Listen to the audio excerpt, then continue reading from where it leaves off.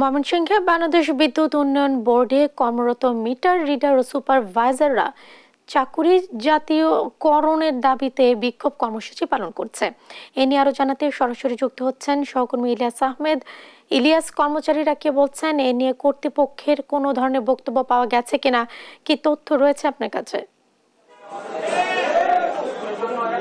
আজকে সকাল 11টা থেকে তারা এক দফা দাবিতে চাকরি জাতীয়করণের দাবিতে কিন্তু তারা তাদের যে কর্মসূচি সেটি পালন করছেন। অর্থাৎ ময়মনসিংহের জেলা প্রশাসক কার্যালয়ের সামনে তারা এখন অবস্থান নিয়েছেন। তাদের এক দফা দাবি হচ্ছে যে বৈষম্য বিরোধী ছাত্র আন্দোলনের কারণে নতুন সরকার আজকে এসেছে এবং সেই সরকারের কাছে তারা দাবি জানান তাদের চাকরি কিন্তু জাতীয়করণ তারা দীর্ঘদিন ধরে অনেকেই তারা উচ্চশিক্ষিত তাদের চাকরি স্থায়ী করার কারণে তারা কিন্তু ঘরে ফিরে যাবেন না তারা বলছিলেন এবং তারা বলছেন তাদের চাকরি আসলে যতদিন পর্যন্ত স্থায়ীকরণ না করা হবে তাদের আন্দোলন কর্মসূচি সেই আন্দোলন কর্মসূচি কিন্তু তারা চালিয়ে যাবেন। আমরা সেই বিষয়টি কিন্তু লক্ষ্য করেছি এবং আমরা দেখেছি যে তারা একটি বিক্ষোভ সমাবেশ শেষে কিন্তু আজকে যে স্মারকলিপি সেটি কিন্তু অন্তর্বর্তীকালীন সরকারের যে প্রধান উপদেষ্টা রয়েছেন তাদের কাছে কিন্তু জেলা প্রশাসকের মাধ্যমে একটি স্মারকলিপি তারা কিন্তু প্রদান করবেন,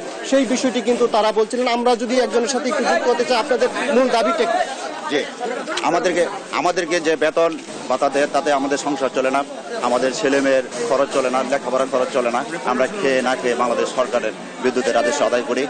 পথে ঘাটে ঝড় বৃষ্টির মাধ্যমে আমরা বাংলাদেশ সরকারকে এই বিদ্যুৎ উৎপাদন খাতকে আমরা টিকিয়ে রাখছি।